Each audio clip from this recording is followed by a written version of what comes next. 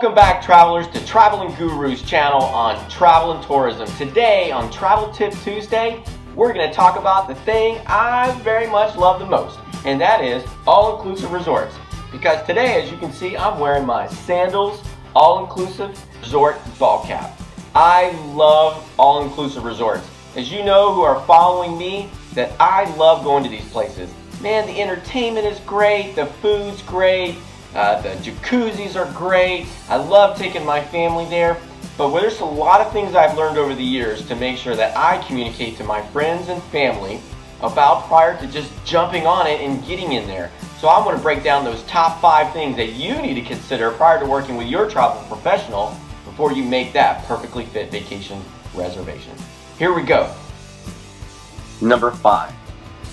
Are you wanting to stay at an adult-only or family-friendly, all-inclusive resort?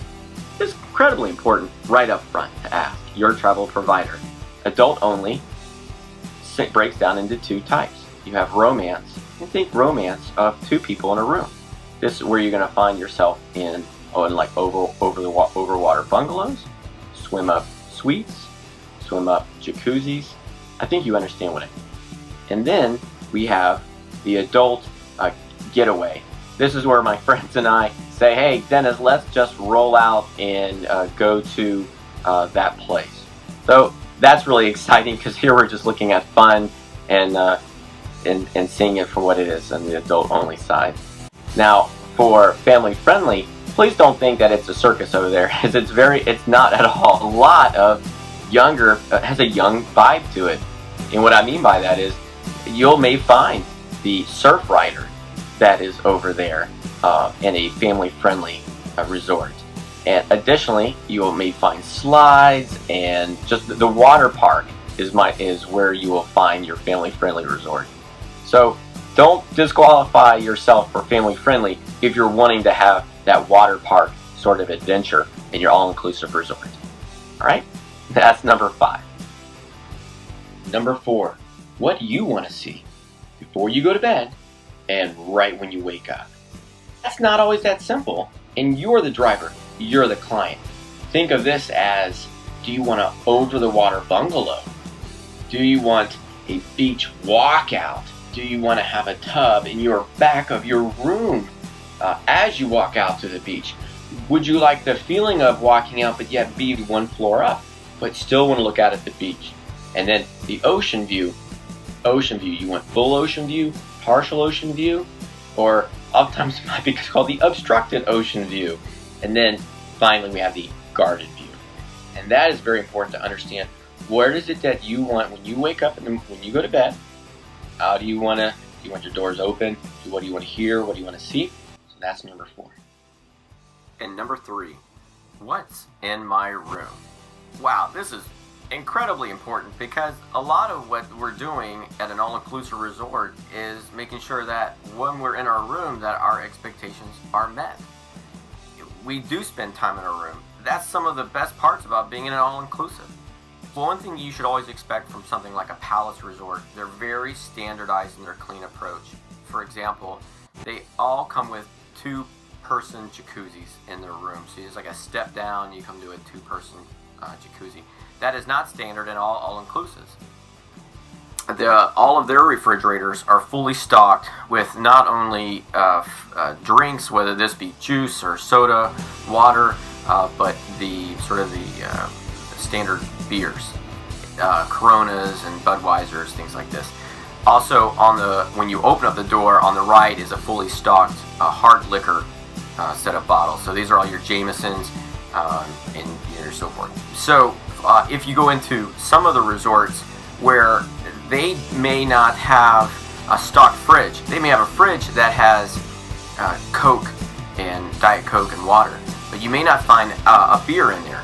So that's really important, because if you're going there to relax and have a beer or something like this, hard liquor, that means that you're going to have to go down to the bar, to the beach, or something like that, and then you order your drink there. It's all inclusive, so that should be free. But then you got to bring it up to your room. That's the question, right? So what do you have in your room, and what do you want to do with it? But when you talk to your travel provider, now look, we can't always be everywhere, we can't always see everything, but when we are, and we do talk amongst ourselves, ask them the question, hey, what is standard, what is not? The in my room, what a great question, because then you might find out little things, like I was saying, like there's a fridge but there's nothing in it. You have to get your alcohol from underneath, from down at the bar. So that's number 3. On to number 2. All right, on to number 2. Can I visit other resorts? Not all resorts allow the expansion into other places, because if you're going to go to a resort for more than 3 nights, let's say you're there for 7 nights, 10 nights, 14 nights, hey, what cost value do I get by staying at this named brand resort? And is the transportation complimentary? That's a whole nother discussion. Sometimes they are, sometimes they're not. Either way, the thing is, like when you can go, for example, from Cancun down to Playa del Carmen, which is 30 some odd miles away, you want to be able to enjoy the rest of the day, and you want that same sort of that luxury feeling of whatever you're used to in your previous resort. And you won't get the room, but it would sure be nice that if you were there either with your kids or by yourself, that you could go and get a drink and not have to worry about it. All right, that's number 2. And then on to number 1. Right, number 1, what's the purpose?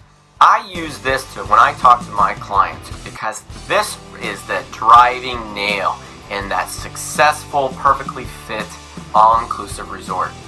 Is it to unplug, to just get away and just look at the sun go down, maybe put my toes in the water? The second one is, this is the time where we're taking mom and dad who are in their 60s, and I'm sitting here and I have my kids, and I kind of want to use this as an opportunity for the grandkids to really reach out to the grandparents, as well as maybe that bonding time between my mom and dad, or things of this nature.